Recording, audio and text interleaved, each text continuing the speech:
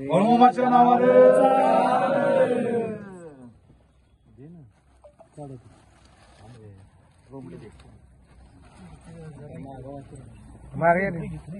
आपल्या तुम्ही पुढे या सर मग घडी घडी झोपत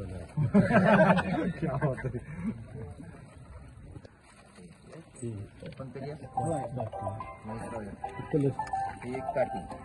कलच घ्या सोपती का आपसून दाखवा आम्हाला एकदा. हा आमच्या जलमंदिर पॅलेसच्या वतीनं भंडारा नक्कीच तुम्ही मामांना द्या. हो हो हो महाराज आपोआप तिकडे नक्कीच नक्कीच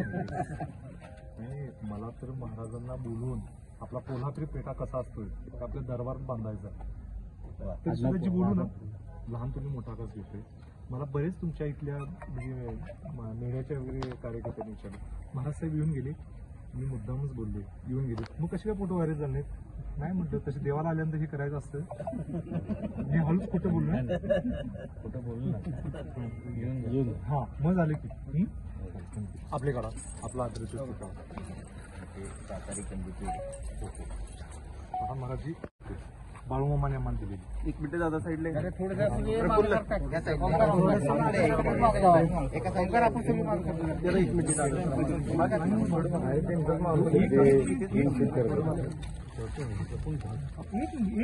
मी तिथं आल्यानंतर मग बांध होय ना बरं बरं ठीक आहे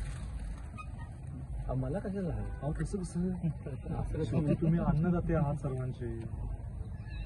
राजे आहात छत्रपती शिवाजी महाराज बाळूमामाच्या नावाने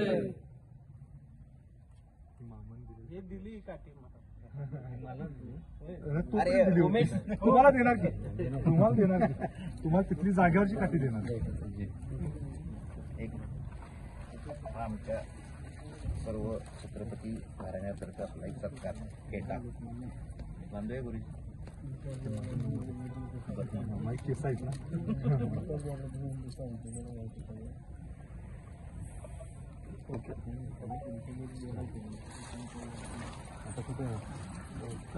गेलो तुम्ही सांगते तुम्हाला एकनाथ शिंदे सरकार बोलवलं त्यांचा वरवा देण्याचा आशीर्वाद आला नाही तिथे मुंबई प्रायव्हेट त्यांना आशीर्वाद देऊन मग इकडे येत होतो ते आहेत ना प्रफुल्ल महाराज हे सगळं नियोजन त्याने घेतलंय की दृष्टांत महाराजांचा झालेला आहे मल्हार मात्र आपण राजांना भेटायला जायचं आहे चला भाऊ म्हटलं राजा आले नाहीत आता इथून गावी इथून गावी जरासं भंडारा करायला लागतो धन्यवाद जय शिवराय